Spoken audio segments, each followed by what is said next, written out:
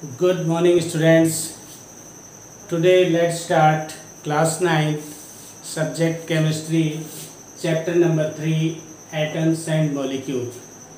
Dear students, this chapter is very interesting और साथ साथ इतना इम्पोर्टेंट भी है कि अगर आपको ये 9th क्लास में ही क्लियर हो गया ये चैप्टर तो समझ लीजिए आपको 10th, 11th and 12th class में इस चैप्टर में और केमिस्ट्री वाले में केमिस्ट्री सब्जेक्ट में ही बेटे आप लोगों को कोई प्रॉब्लम नहीं आने वाली है। तो ये बहुत ही इम्पोर्टेंट और बहुत ही इंटरेस्टिंग चैप्टर है। आप लोग ध्यान से सुनेंगे और रिवीजन करते जाएंगे तो ये चैप्टर आपको बिल्कुल क्लियर होगा। तो प्यारे बच्चों, केमिस्ट्री में चैप्टर नंबर 2 में आप ऑलरेडी पढ़ चुके हैं is matter around us pure. तो सबसे पहले आप मुझे बताइए what is a matter.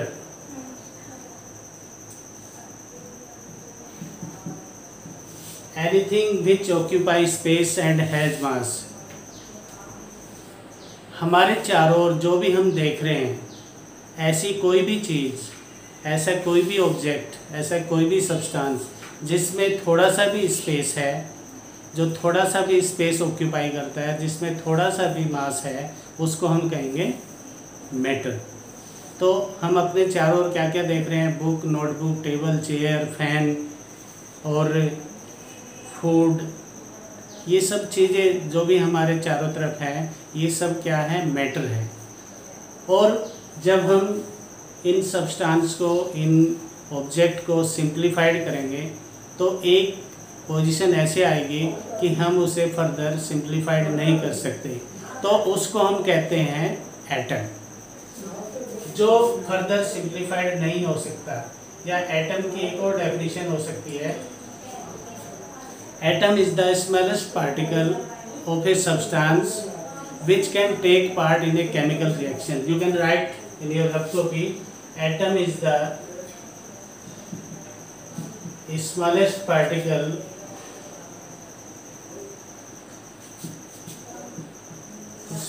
particle of a substance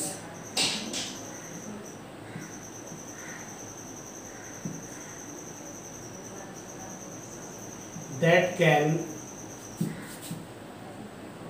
take part in a chemical reaction.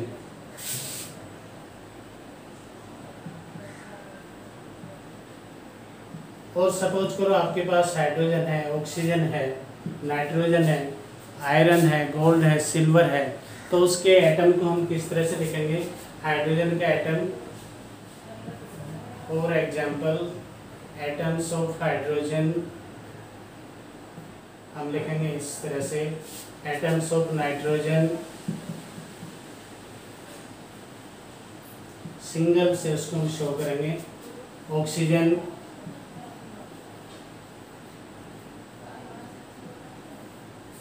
Okay. तो these are the atoms H, nitrogen, oxygen. अब बात आती है molecule. What is a molecule? A molecule is also a smallest particle that can exist freely. You can write the definition. Molecule is the smallest particle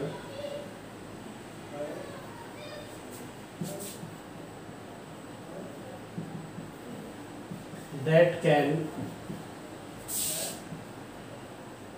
exist freely.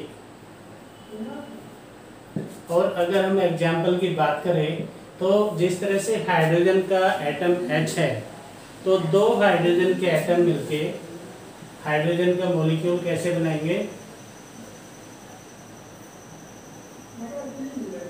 दो hydrogen के atom H plus H, ये बना लेंगे H2। ये hydrogen का molecule है। This is the molecule of hydrogen. Similarly we can say oxygen का atom plus oxygen का एटम, तो ये बन जाएगा ऑक्सीजन का molecule. This is the molecule of oxygen. Similarly with nitrogen, nitrogen का one atom, one more atom, then this is the molecule of nitrogen. तो in this way we can understand what is an atom and what is a molecule. इसके बाद प्यारे बच्चों, आप लोग already पढ़ चुके हो कि जो बहुत ही इम्पोर्टेंट है इस टॉपिक से related, element and compound. Element and compound. Can you tell me what is an element and what is a compound?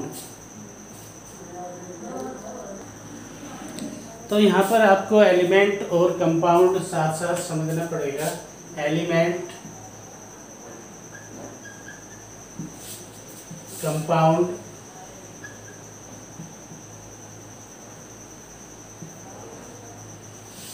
Okay. Element the purest form of a substance. किसी सब्सटेंस की purest form, उसको हम कहते हैं element. जैसे hydrogen, oxygen, nitrogen, तो this is the purest form. और आप कह सकते हैं आयरन, गोल्ड, सिल्वर, ये क्या होती है? Purest form. Purest form of a substance, or you can say substance which is made up of only one type of atom. जैसे अगर आपके पास में 1 लीटर हाइड्रोजन गैस है तो उसके अंदर केवल हाइड्रोजन के एटम है. अगर आपके पास में 1 kg आयरन है तो that 1 kg iron having only iron atoms, उसमें किसी और एलिमेंट के एटम्स नहीं है. तो ऐसे सब्सटेंस को हम कहेंगे एलिमेंट. और इस एलिमेंट को हम सिंबल से शो करते हैं. सिंबल जैसे nitrogen N, oxygen O, fluorine Cl, bromine Br, तो दीज आर सिंबल्स. लेकिन कंपाउंड्स क्या होते हैं? कंपाउंड्स वे सब्सटेंस होते हैं जो 2 या 2 से अधिक एलिमेंट से मिलकर बने होते हैं और जिनके बीच में एक फिक्स रेशियो होता है. कंपाउंड्स आर दोज सब्सटेंस, और compound is a substance which is made up of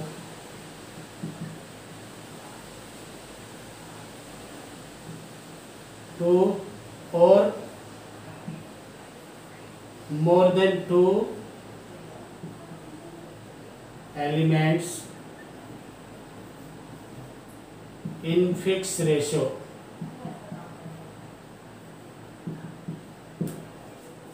for example, जब हम हाइड्रोजन और ऑक्सीजन की रिएक्शन करते हैं देन वी गेट वाटर. तो वाटर क्या है? वाटर हियर, ये वाटर का फॉर्मूला H2O. तो यहाँ पर वाटर है कंपाउंड. तो हम कंपाउंड को बोलते हैं फॉर्मूला. कंपाउंड के लिए हम शो करेंगे फॉर्मूला.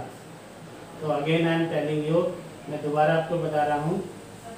एलिमेंट्स के लिए सिंबल जो प्योरेस्ट फॉर्म होती है, जो सिंगल या 1 टाइप ऑफ एटम से मिलकर बने होते हैं. और कंपाउंड ऐसे सब्सटेंस होते हैं जो 2 या 2 से अधिक एलिमेंट से मिलकर बने होते हैं और उन एलिमेंट्स के बीच में एक डेफिनेट प्रोपोर्शन होता है. और कंपाउंड को हम शो करते हैं फॉर्मूला से.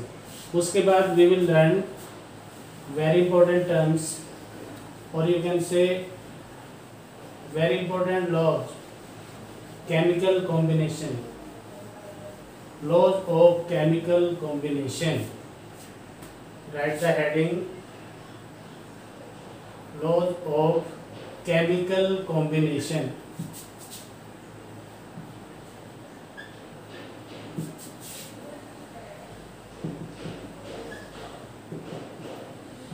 In 9th class we have 2 types of laws. One is law of conservation of mass.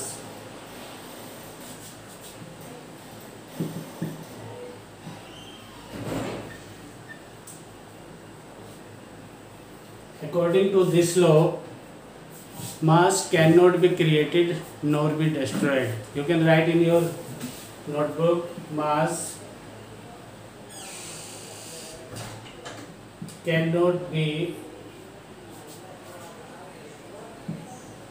created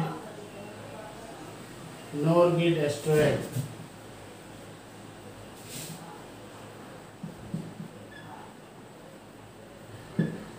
और इसी बात को आप ऐसे भी कह सकते हैं कि किसी केमिकल रिएक्शन में टोटल मास रिएक्टेंट्स का टोटल मास प्रोडक्ट के इक्वल होता है। और you can write in a chemical reaction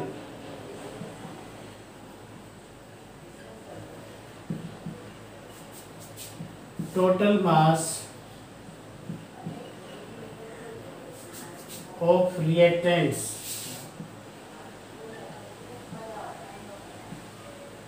equal to total mass of product.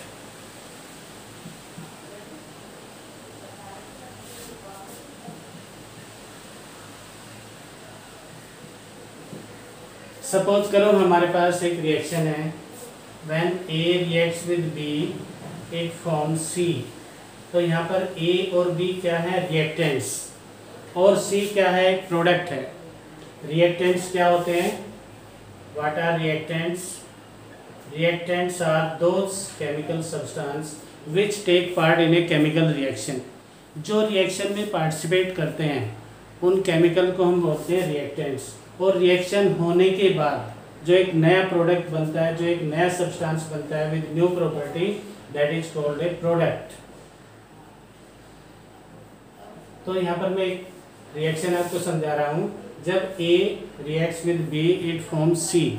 Suppose करो A जो है वो 2 kg का है और B जो है वो 3 kg का है, तो C कितना बनना चाहिए अगर इस लॉ को फॉलो करना है? तो C जो न्यू कंपाउंड बना है, जो न्यू सब्सटेंस बना है, जो न्यू प्रोडक्ट बना है, ये होना चाहिए 5 kg। क्योंकि reactants, one reactant 2 kg, second reactant 3 kg, तो टोटल कितना हो गया, 2 और 3 मिलाकर 5। तो C जो न्यू कंपाउंड बना है, न्यू सब्सटेंस बना है, that should be 5 kg। Okay, then this law is follow in a chemical reaction, total mass of reactants always equal to total mass of product. या हम ऐसे भी देख सकते हैं इस रिएक्शन को, when carbon reacts with oxygen, carbon reacts with oxygen, what is the symbol of carbon? Carbon चूंकि एलिमेंट है तो इसका हम बोलेंगे symbol. Carbon reacts with oxygen it forms carbon dioxide, और कार्बन डाइऑक्साइड एक कंपाउंड है तो इसको बोलेंगे फॉर्मूला। इस चूंकि ऑक्सीजन एलिमेंट है इसको बोलेंगे सिंबल, कार्बन एक एलिमेंट है इसको बोलेंगे सिंबल। तो दीज आर 2 रिएक्टेंट्स, कार्बन और ऑक्सीजन, और ये क्या बना रहे हैं, कार्बन डाइऑक्साइड। तो हमें देखना है कि ये जो 2 रिएक्टेंट्स हैं इनका total mass carbon dioxide product के बराबर होना चाहिए। अब आपको पता होना चाहिए कार्बन का एटॉमिक मास कितना है, 12। हम इसको ग्राम एटॉमिक मास में लेंगे तो इसको हम बोलेंगे 12 ग्राम। क्लियर? ऑक्सीजन के एक एटम का ग्राम एटॉमिक मास होता है 16 ग्राम, और यहाँ पर है 2 एटम, तो 2 से मल्टीप्लाई करेंगे, ये हो जाएगा 32 ग्राम। ओके, तो 12 और 32 कितने हो गए प्यारे बच्चों? 12 और 32 मिला के हो गए 44 ग्राम, राइट। तो इसी तरह हम प्रोडक्ट साइड में भी देखेंगे। प्रोडक्ट साइड कार्बन कितना है, 12 ग्राम, ऑक्सीजन के 2 एटम, 2 × 16, तो ये हो गया 12 + 32 = 44 ग्राम। तो ये क्या हो गया, LHS = RHS। तो हम देख सकते हैं कि जितना रिएक्टेंट्स था 44 ग्राम उतना ही प्रोडक्ट बन रहे हैं। तो this law is follow here, जितना भी रिएक्टेंट्स था उतना ही प्रोडक्ट है। मास can not created not destroyed. अगर ये प्रोडक्ट ज़्यादा हो जाता है या कम हो जाता है तब हम कहते हैं कि ये लॉ फॉलो नहीं हो रहा है। Now we can say this law is completely, or you can say 100% follow. In a chemical reaction, total mass of reactants always equal to total mass of products. I think आपको समझ में आ गया होगा। उसके बाद सेकंड लॉ, जो law of chemical combination का second law है, that is law of constant proportion. इसको हम लॉ ऑफ डेफिनेट प्रोपोर्शन भी बोलते हैं, law of definite proportion, law of definite proportion, proportion कहते हैं ratio. According to this law, इस लॉ के according in a chemical compound, किसी केमिकल कंपाउंड में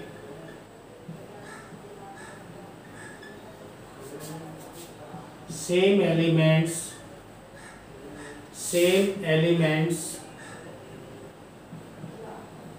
आर कंबाइंड